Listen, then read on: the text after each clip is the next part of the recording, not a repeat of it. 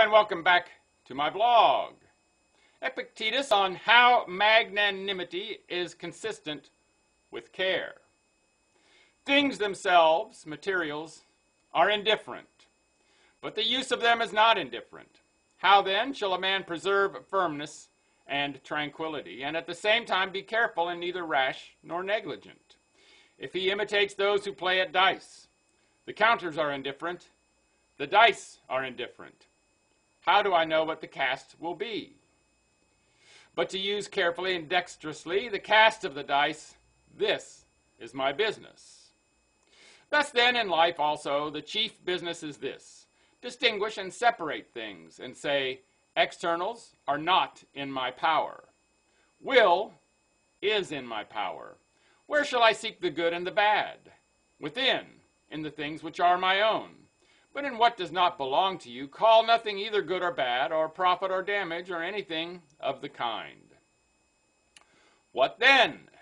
Should we use such things carelessly? In no way. For this, on the other hand, is bad for the faculty of the will, and consequently against nature. But we should act carefully, because the use is not indifferent. And we should also act with firmness and freedom from perturbations, because the material is indifferent.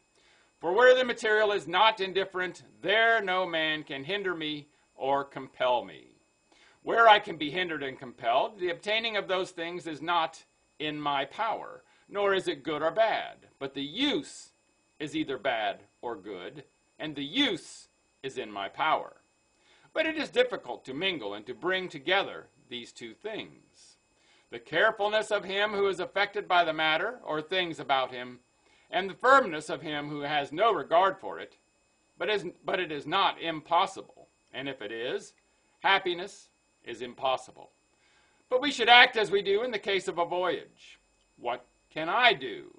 I can choose the master of the ship, the sailors, the day, the opportunity. Then comes a storm. What more have I to care for? For my part is done. The business belongs to another, the master. But the ship is sinking. What then have I to do? I do the only thing that I can, not to be drowned full of fear, nor screaming, nor blaming God, but knowing that what has been produced must also perish. For I am not an immortal being, but a man, a part of the whole, as an hour is a part of the day. I must be present like the hour, and past like the hour. What difference then does it make to me how I pass away, whether by being suffocated or by a fever? For I must pass through some such means. How then is it said that some external things are according to nature and others contrary to nature? It is said, as it might be said if we were separated from union or society, for to the foot I shall say that it is according to nature for it to be clean. But if you take a foot, and as a thing not detached, it will befit it both to step into the mud and tread on thorns, and sometimes to be cut off for the good of the whole body. Otherwise, it is no longer a foot. We should think in some such way about ourselves also. What are you? A man. If you consider yourself as detached from other men, it is according to nature to live to old age, to be rich, to be healthy. But if you consider yourself as a man and a part of a certain whole, it is for the sake of that whole that at one time you should be sick, at another time take a voyage and run into danger, and at another time be in want, and in some cases die prematurely. Why then are you troubled? Do you not know that as a foot is no longer a foot if it is detached from the body, so you are no longer a man if you are separated from other men? For what is a man? A part of a state, of that first which consists of gods and of men, then of that which is called next to it, which is a small image of the universal state. What then must I be brought to trial? Must another have a fever, another sail on the sea, another die, and another condemned? Yes, for it is impossible in such a universe of things, among so many living together, that such things should not happen, some to one and others to others.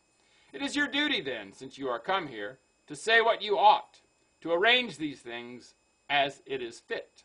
Then some one says, I shall charge you with doing me wrong. Much good it may do you.